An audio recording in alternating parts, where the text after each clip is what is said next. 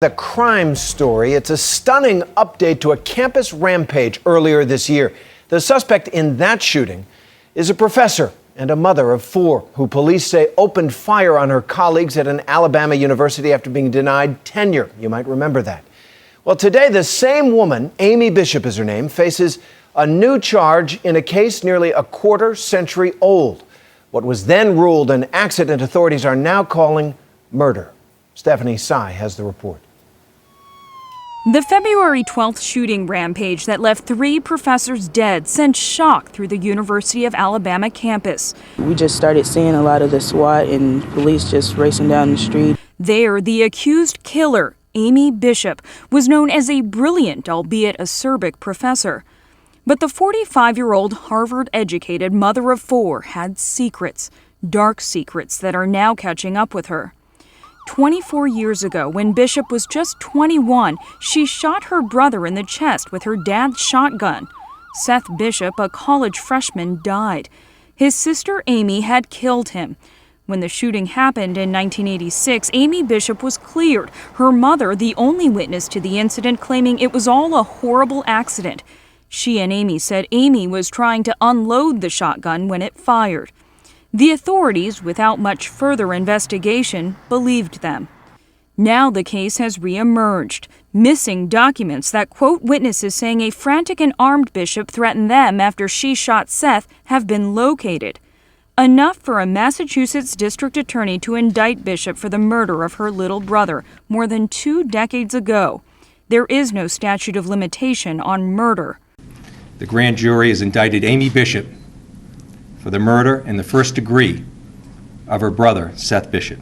To hear Bishop's husband tell it, there were no clues that his wife was ever capable of killing, although James Anderson says she was distraught about being denied tenure at the university back in February.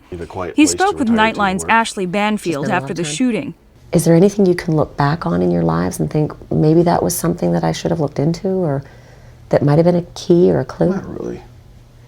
I've worked around a lot of academics, and she just pretty much falls into the profile of all of them. Focused, driven, determined.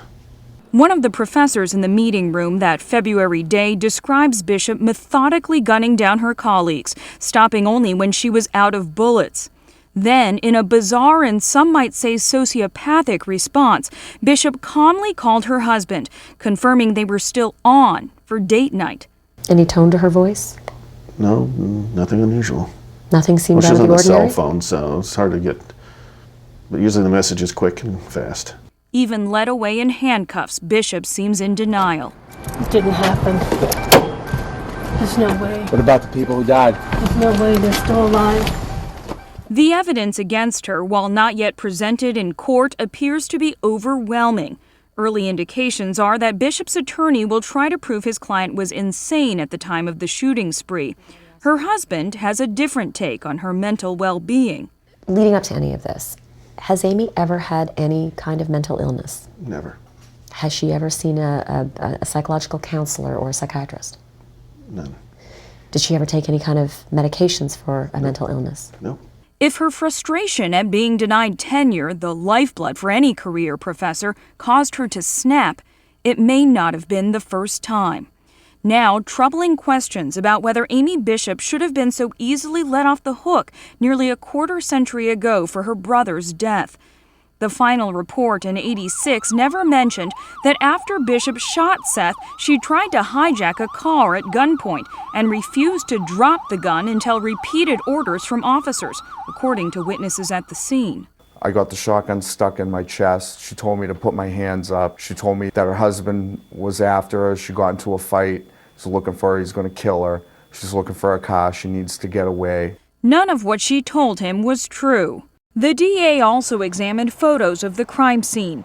In one of her bedroom, where Bishop loaded the 12-gauge shotgun, a National Enquirer article describing a similar shooting was found. Amy Bishop's mother, Judy, has been re-questioned in the new investigation into the 1986 shooting. Sources tell ABC News they believe Judy Bishop's position as a town official may have led to a cover-up. At the very least, there may have been a less than thorough investigation by the former DA, now Massachusetts Congressman Bill Delahunt, who says he doesn't recall the case. The former police chief, who is now in his late 80s, admits there were oversights. It should have been more detail in there. It created more questions than it did answers. There were discrepancies that should have been clarified. I can't give you any excuses because there are none. Jobs weren't done, responsibilities weren't met, and justice was not served. There were other possible clues lingering in Amy Bishop's past. She and her husband were questioned in connection with a 1993 mail bomb plot involving a Harvard professor. But police say there wasn't enough evidence to bring charges. And in 2002, Bishop was arrested after getting into a fight with another diner at a pancake house.